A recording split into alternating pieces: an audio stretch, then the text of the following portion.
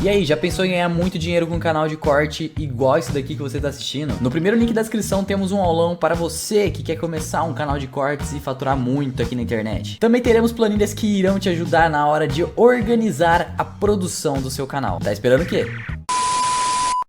O Lula falou que o MST mudou, agora é um grande produtor. E vejam só. Temos aqui um vídeo, nós vamos ouvi-lo. Cadê MST? Aqui. Não sei se você sabe, o MST hoje tem várias cooperativas. O MST é o maior produtor de arroz orgânico do Brasil. Você tem que visitar uma cooperativa do MST, Renata. Você vai ver que aquele MST de 30 anos atrás não existe mais. Agora o Bolsonaro está ganhando alguns fazendeiros porque está liberando armas. Sabe? Tem gente que acha que é bom ter arma em casa, que acha que é bom matar alguém, não. O que nós queremos é pacificar esse país. Não sei se você sabe, o MST... Vamos começar do fim para o começo. Você percebe que o Lula está bem incomodado com a situação aí que os proprietários rurais estão tendo o direito de conseguir ferramentas para defender a sua propriedade. Isso incomodou o Lula bastante, né? E ainda fala que Bolsonaro está dando. Eu até hoje não sei qual é esse problema do governo. Sei lá, minha vida eu nunca vi. Beleza. E depois o Lula faz questão de frisar, né, o papel de produtor do MST do arroz orgânico. Arroz orgânico. Plantar soja, cana, criar gado lá na Amazônia. Isso não pode. Agora sim, não na Amazônia, mas nos locais onde a MST produz, a criação de arroz orgânico é um grande destaque. Comida orgânica é uma coisa bem interessante, né? Não vou falar que pode realmente ser muito melhor, etc. Mas eu acho que nenhum de vocês vai discordar de mim. Em geral, o preço da comida orgânica é um pouquinho maior. Eu vi essa postagem aqui ontem. Arroz branco Carrefour, R$ 13,99. Arroz orgânico do MST, R$ 13,11. É bacana. E acho que as pessoas deveriam ter liberdade de comprar o que quisessem. Mas você já pensou se começar a movimentar o Brasil de modo que o único caminho seja a produção orgânica? Você começa a movimentar o Brasil para um lado onde só pode fazer se for orgânico. Se não for orgânico, não pode plantar. Será que isso não pode encarecer o custo de produção? Será que isso não pode até levar a uma falta de produto, a falta de oferta no mercado? E por que eu estou falando isso? Aquele ali é o João Stedley, o grande líder do MST. Ao lado dele está a Vandana Shiva. Para quem não sabe quem ela é uma ativista ligada aí às causas do meio ambiente. E ela é apontada como a principal intelectual por trás da decisão do Sri Lanka de parar de utilizar os fertilizantes químicos e adotar apenas os fertilizantes orgânicos. A questão do fertilizante orgânico fez com que o Sri Lanka enfrentasse agora uma catástrofe, a economia quebrou de vez, porque as produções diminuíram e muito. Você não estava conseguir o mesmo volume de produção e o país está passando fome. Verificado aqui, Vandana Shiva foi fundamental para convencer o Sri Lanka a se tornar orgânico em 2021, uma decisão que mergulhou o país em uma catástrofe alimentar. Previsível, segundo o rapaz ali. Aqui está traduzido já. Aí vejam só, quando você olha o MST e essa questão do orgânico, a Vandana Shiva é realmente uma amiga. Você vê, a ativista e filósofa Vandana Shiva deixa seu recado no Seminário Internacional e Terceiro Seminário Nacional Agrotóxicos, Impactos Socioambientais e Direitos Humanos, que aconteceu na cidade de Goiás. Ela está sempre aí batendo o cartão nos eventos do MST. Tá lá, RT MST Oficial. Isso em 2009, 1 bilhão de famintos nas estradas do mundo. Entrevista com a indiana Vandana Shiva. Perfil oficial do MST em 2010. Por uma revolução verde, sem químicos e transgênicos, por Vandana Shiva. Lá, né? Para os ladrões de territórios férteis. Também lá na Vandana Shiva, no MST. O Lula também já participou de eventos onde ela estava. Contava até com a presença do Noam Chomsky. Isso aqui a gente já comentou em vídeo passado. Outro aqui, ó, 2012, O Tempo e o Modo, que conversou com 10 personalidades, como a ativista indiana Vandana Shiva. Na entrevista, Lula fala sobre ecologia, crise na Europa, sobre a presidente Dilma e sobre o seu próprio futuro. Isso aqui foi 9 de julho de 2012. E aí eu fico me questionando, cara, o que o Lula tá planejando pro agronegócio brasileiro? Não pode plantar coisas desnecessárias, o MST é um grande produtor, comida orgânica.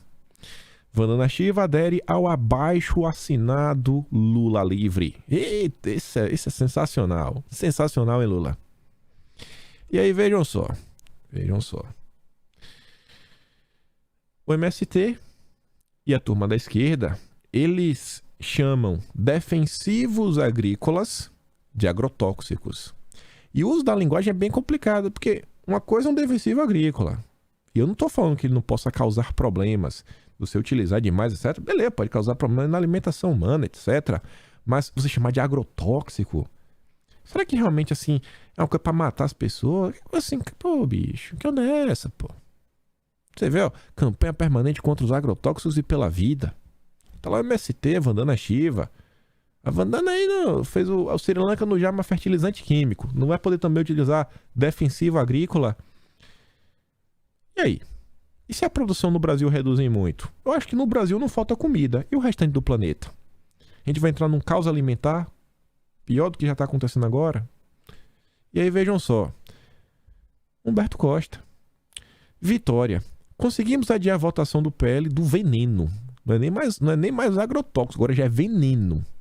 A pressão funcionou e o Senado vai debater e ouvir o representante da ONU que condena o projeto. O Lula, quando a gente mostrou lá o Hugo Chávez, né, com o discurso bem similar, o Lula fala que assim, não, os países têm que lidar com seus problemas. Então, se o país tem que lidar com seus problemas, por que tem que ouvir o representante da ONU? Por que os representantes brasileiros não podem tomar sua própria decisão, ouvindo até os especialistas brasileiros? Para que ouvir o representante da ONU? Ainda mais no tema ligado ao meio ambiente. E eu não estou trazendo isso daqui de forma aleatória. Vejam só. Aqui são alguns itens do programa de governo do PT. Está aí publicado, tem 21 páginas no arquivo PDF. O item 68 está falando o seguinte: a produção agrícola e pecuária é decisiva para a segurança alimentar e para a economia brasileira, um setor estratégico para a nossa balança comercial. Precisamos avançar rumo a uma agricultura e uma pecuária comprometidas com a sustentabilidade ambiental e também social. Sustentabilidade social. Isso aqui está com cheiro de ESG. Sem isso, perderemos espaço no mercado externo. Será que o outro está se referindo, um exemplo, a due diligence, a política europeia, que quer classificar o Brasil, rastrear toda a cadeia para você poder vender, comprar e vender, que inclusive também critica a questão da soja, da carne bovina. Item 10. Temos compromisso com a sustentabilidade social, ambiental e econômica e com o enfrentamento das mudanças climáticas. Esse daqui não ESG na veia. Lula 100% agenda verde. Isso requer cuidar das nossas riquezas naturais, produzir e consumir de forma sustentável e mudar o padrão de produção e consumo de energia. Mudar o padrão de produção, beleza, não. Assim, eu também não entendo muito o padrão de produção, porque o Brasil hoje já é um exemplo no que diz respeito à energia renovável. A principal parcela da energia gerada no Brasil vem da hidrelétrica, energia renovável. Então, assim, mudar o padrão, assim, o Brasil usa muito pouco, né, combustível fóssil, de pensar assim. Só que quando ele fala assim, mudar o consumo de energia, vai ter que usar menos. Assim, o que é mudar o consumo? Mudar o consumo, mudar, comprar mais ou para menos? Como assim? Eu realmente quero entender o que seria mudar o consumo de energia. Aí ele fala, ó, participando do esforço mundial para combater a crise. Somaremos esforços na construção de sistemas alimentares saudáveis e sustentáveis, no avanço da transição ecológica, para garantir o futuro do planeta, apoiando o surgimento de uma economia verde. Então, tá bem assim, né? Tá aqui, óbvio. Item 90. O Brasil precisa construir sua trajetória de transição ecológica com base no conhecimento tradicional e científico. A emergência climática se impõe. A ciência não deixa margem para dúvidas. Não tem dúvidas. O aquecimento global é inequívoco, promovido pelo atual padrão de produção e consumo, com resultados cada vez mais catastróficos. E aí, olha só que interessante. Essa semana, a gente até trouxe em vídeo, só na CNN dia 23 de manhã, Lula fala sobre possível política externa de seu governo caso seja eleito. Eu quero dar play aqui só nesses 15 segundos do que o Lula fala sobre as ditaduras. Escuta só. Os seus adversários políticos costumam acusá-lo de apoiar ditaduras latino-americanas de esquerda. Para um democrata, isso não soa como uma contradição, candidato? Não. Primeiro, para um democrata, a gente precisa respeitar a autodeterminação dos povos. Cada país cuida do seu nariz. Cada país cuida do seu nariz. Beleza. Na coletiva, o petista criticou a atual relação de Bolsonaro, do Brasil com o resto do mundo, e disse que o país tem potencial para voltar a ter protagonismo internacional. O candidato afirmou ainda que, se eleito, a questão climática será prioridade e defendeu uma nova governança mundial para tratar do tema. Cadê aquela história que cada país cuida do seu? Aí agora tem uma governança mundial? Porque o Brasil não pode cuidar, pô. Aí depois ele reclama da questão da ONU, que eu trouxe só o print que eu trouxe em vídeo. 7 de maio, o Lula tuitou o seguinte: defender nossa soberania é defender a integração da América do Sul, América Latina e Caribe, fortalecer o Mercosul, a Unasul, a CELAC, os BRICS, estabelecer livremente as parcerias que forem melhores para o país. É lutar por uma nova governança global. Eu não consigo entender como a governança global ela se encaixa num contexto que cada país toma conta do seu nariz. Eu não consigo entender, porque assim, se tem uma forma de governo, né? Assim, você está governando de certa forma, globalmente, como cada país cuida do seu nariz? Não é uma governança global? Eu achei essa postagem aqui da Carla Zambelli de 20 de janeiro de 2022. Tá sem o verificado porque a Zambelli ela mudou a arroba dela, colocou a Zambelli2210, mas é o perfil dela. Se você abrir, tem lá 1.900.000 seguidores. Olha o que o Lula fala sobre governança global e meio ambiente. Construir um outro mundo. Por isso eu queria lhe dizer uma coisa que eu defendi no Congresso em Genebra, no Parlamento Europeu. Nós precisamos rediscutir uma nova governança mundial. Uma nova governança. A gente não vai resolver a questão ambiental se a gente deixar por conta do Estado Nacional. Porque quando você aprova uma coisa numa conferência para discutir meio ambiente, essa coisa volta para dentro dos estados para eles aprovarem. E normalmente os congressos não aprovam. Você sabe que eu era presidente em 2008? Em 2008...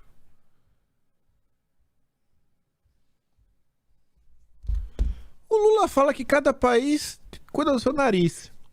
Depois ele tá reclamando que chega lá, o pessoal não quer fazer.